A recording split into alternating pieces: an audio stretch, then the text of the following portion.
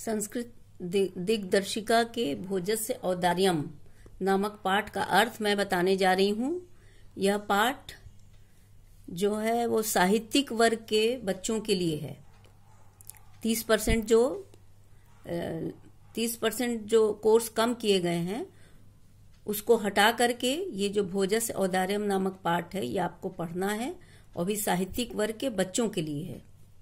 अर्थ देखिए। ततः कदाचित द्वारपाल आगत महाराजम भोजम प्राह। तब कोई द्वारपाल आकर महाराज भोज से बोला, देव कौपीना अवशेषो विद्वान द्वारि वर्तते। हे देव, जिसके शरीर पर लंगोटी मात्र शेष है ऐसा विद्वान द्वार पर खड़ा है। राजा प्रवेश है। राजा ने कहा, प्रवेश कराओ।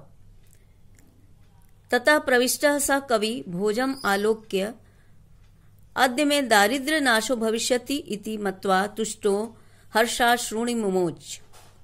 तब प्रवेश करते हुए उस कवि ने भोजम आलोक्य भोज को देखकर अद्य में दारिद्र्य नाशो, आज मेरी दरिद्रता का नाश होगा, भविष्यति इति, आज मेरी दरिद्रता का नाश होगा ऐसा मानकर तुष्टो प्रसन्न होता हुआ हर्षाश्रुणि मुमोच संतुष्ट होकर हर्ष के आंसू गिराने लगा। राजा तम आलोक्य प्राह। राजा ने उसे देखकर कहा, कवे किम रोदेशी, हे कवि तुम क्यों रोते हो। ततः कवि आह। तब कवि ने कहा, राजन आकर्ण मद गृह स्थितिम। हे राजन, मेरे घर की स्थिति सुनिए। आये लाजानुच्चयी पथि वचनम आकर्ण गृहणी शिशो कर्णो यत्नात् सुपीहितवती दीन वदना। कवि ने कहा कि अय लाजानुच्चयी पथि, मार्ग में खीले ले लो ऐसी उच्च आवाज को सुनकर दीन वदना गृहिणी, मेरी दीन मुख वाली पत्नी ने शिशो कर्णो यत्नात् सुपीहितवती, बच्चों के कान को यत्न पूर्वक बंद कर दिया। मार्ग में खीले ले लो, लाजान मतलब खील लेना, खील बताशे, खीले ले लो ऐसा उच्च आवाज में सुनकर मेरी दीन मुख वाली, दुखी मुख वाली गृहिणी ने, मेरी पत्नी ने शिशो कर्णो यत्नात् सुपीहितवती, बच्चों के कान को यत्न पूर्वक बंद कर दिया। मयि क्षीणोपाय यद कृतम दृशावश्रु बहुले तद अंतः शल्यम में त्वमसि पुनरुद्धुम उचितः। मयि क्षीणोपाय, मुझ क्षीण उपाय को मतलब मुझ उपायहीन को, यद कृतम दृशावश्रु बहुले, आंसुओं भरी निगाहों से या अश्रुपूरित नेत्रों से जिस तरह उसने देखा, तद अंतः शल्यम, वह मेरे हृदय में कांटे की तरह चुभ गया है। त्वमसि पुनरुद्धम उचिता, आप ही उसे निकालने में सक्षम है। राजा शिव शिव इति उदीरयन् प्रत्यक्षम लक्ष्यम दत्वा प्राह। राजा ने शिव शिव कहते हुए, शिव शिव का उच्चारण करते हुए प्रत्येक अक्षर पर उसे लाख मुद्राएं दी। लाख मुद्राएं देकर प्राह मतलब कहा, त्वरितम गच्छ गेहम, तुम शीघ्र घर जाओ। त्वद्गृहिणी खिन्ना वर्तते, तुम्हारी पत्नी दुखी है। अन्यदा भोज श्री महेश्वरम नमितुम शिवालय अभिगच्छत। दूसरे दिन राजा भोज श्री महेश्वर को नमस्कार करने के लिए मंदिर गए। तदा कोपी ब्राह्मण राजानम शिव सन्निधौ प्राह। वहां कोई ब्राह्मण शिव के समीप राजा से बोला, देव अर्धम दानो वरुणा गिरिजया अपि अर्धम शिवस्या अहृतम। उसने कहा कि हे राजन, दानो वरुणा मतलब विष्णु ने और गिरिजा ने, पार्वती ने, अर्ध शिवस्याहृतम मतलब शिव के आधे भाग को छीन लिया है, चुरा लिया है। दानव वैरी अर्थात विष्णु ने और पार्वती ने शिव के आधे आधे भाग को चुरा लिया है। देवेत्थम जगती तले पुर हरा अभावे समुन्न मिलती। इस प्रकार इस धरती तल पर भगवान शिव के अभाव को देखते हुए, समुन्मिलति मतलब देखते हुए, गंगा सागरम गंगा सागर में चली गई, अंबरम शशिकला और चंद्रमा की कलाएं, चंद्रमा की किरणें आकाश में, नागाधिपा क्षमातलम और शेष नाग पाताल में चले गए। सर्वज्ञम अधीश्वरम त्वम अगमत, सारी सर्वज्ञता और अधीश्वरता आपके हिस्से में आ गई। माम तू भिक्षाटनम, और मेरे हिस्से में केवल भिक्षाटन आ गया। फिर से देख लीजिए। अर्ध दानो वैरिणा गिरिजया अपि अर्धम शिवस्याहृतम, दानवैरी अर्थात विष्णु ने और पार्वती ने शिव का आधा आधा भाग ले लिया है।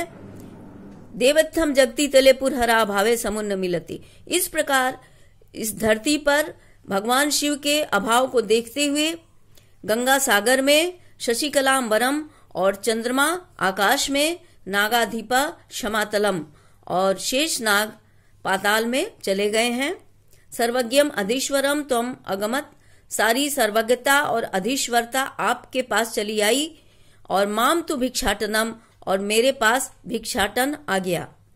राजा तुष्ट तस्मै प्रत्यक्षरम लक्षम ददौ, राजा ने संतुष्ट होकर उसे प्रत्येक अक्षर पर लाख मुद्राएं दी।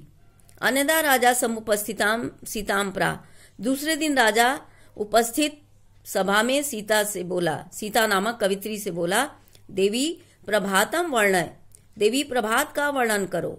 सीता प्रा, सीता ने कहा, विरल विरला स्थूला तारा कला इव सज्जना, मन इव मुने सर्वत्रैव प्रसन्नम भूनभ। उसने कहा, सीता नामक कवित्री ने प्रभात का वर्णन किया कि विरल विरला स्थूला तारा कलाविव सज्जना, कलाविव कलयुग में सज्जना सज्जनों के समान, विरल विरला कहीं कहीं स्थूला तारा मोटे तारे दिखाई दे रहे हैं। कलयुग में सज्जनों के समान कहीं कहीं मोटे तारे दिखाई दे रहे हैं। मन इव मुने सर्वत्रैव प्रसन्नम भूनभ, और मुनि के मन के समान ही आकाश सर्वत्र प्रसन्न हो गया है, अर्थात आकाश निर्मल हो गया है।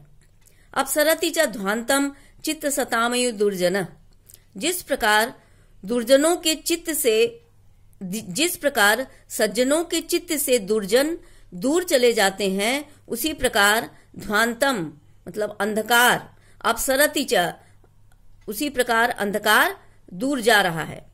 जिस प्रकार सज्जनों के चित्त से दुर्जन दूर चले जाते हैं, निकल जाते हैं, उसी तरह अंधकार भी निकल रहा है। व्रजति च निशा क्षिप्रम लक्ष्मी अनुद्यमिनाम इव, लक्ष्मी अनुद्यमिनाम इव, और अनुद्यमियों के समान, अनुद्यमियों की लक्ष्मी के समान ही रात्रि शीघ्रता पूर्वक जा रही है। कहने का तात्पर्य है, जिस प्रकार अनुद्यमी मतलब जो आलसी व्यक्ति हैं, उनके हाथ से लक्ष्मी शीघ्रता से चली जाती हैं, उसी तरह रात्रि जो है वह शीघ्रता पूर्वक जा रही है। राजा तस्य लक्षम दत्वा कालिदासम प्रा, राजा ने उसे लाख मुद्राएं देकर कालिदास से कहा, सखे त्वमपि प्रभातम वर्णयति, हे मित्र तुम भी प्रभात का वर्णन करो। तथा कालिदास प्रा, तब कालिदास ने कहा, अभूत प्राची पिंगा रसपति इव प्राप्य कनक, कालिदास ने कहा कि जो प्राची है, जो पूर्व दिशा है, वह स्वर्ण को प्राप्त होकर अर्थात स्वर्णिम आभा से युक्त होकर पिंगा रसपति इव अभूत, पिंगा पीली पड़ गई है, रसपति इव पारे के समान। तो पूर्व दिशा स्वर्ण को प्राप्त कर या स्वर्णिम आभा को प्राप्त कर पारे के समान पीली हो गई है। गत छाया चंद्रो बुद्ध जन इव ग्राम सदसी, और गंवारों की सभा में विद्वानों के समान ही चंद्रमा कांतिहीन हो गया है। ग्राम सदसी गंवारों की सभा, बुद्धजन विद्वान, गत छाया चंद्रो छायाहीन होना, कांतिहीन होना, मतलब गंवारों की सभा में विद्वानों के समान ही चंद्रमा कांतिहीन हो गया है। क्षणम क्षीणा तारा नृपतय इव अनुद्यम अपरा। और अनुद्यमी राजाओं की तरह ही तारे क्षण में क्षीण हो गए। जिस प्रकार जो अनुद्यमी राजा होते हैं, जो परिश्रम नहीं करते, अपनी प्रजा का ध्यान नहीं करते, उनका जो यश है वो क्षीण हो जाता है, उसी तरह ये तारे भी क्षण मात्र में क्षीण हो रहे हैं। न दीपा राजन्ते द्रविणी रहिता नाम इव गुणा। द्रविण जो निर्धन है, गरीब हैं, तो निर्धनों के गुणों के समान ही न दीपा राजन्ते, दीपक सुशोभित नहीं हो रहे हैं। जिस प्रकार निर्धन व्यक्ति लाख गुणवान हो लेकिन उसके गुणों की ओर किसी की दृष्टि नहीं जाती, ठीक उसी तरह ये दीपक भी सुशोभित नहीं हो रहे हैं। द्रविण रहिता नाम गुणा न दीपा राजन्ते, निर्धनों के गुणों के समान ही दीपक सुशोभित नहीं हो रहे हैं। राजा अति तुष्ट तस्मै प्रत्यक्षरम लक्षौ ददौ। राजा ने अत्यंत संतुष्ट होकर उन्हें प्रत्येक अक्षर पर लाख मुद्राएं दिया।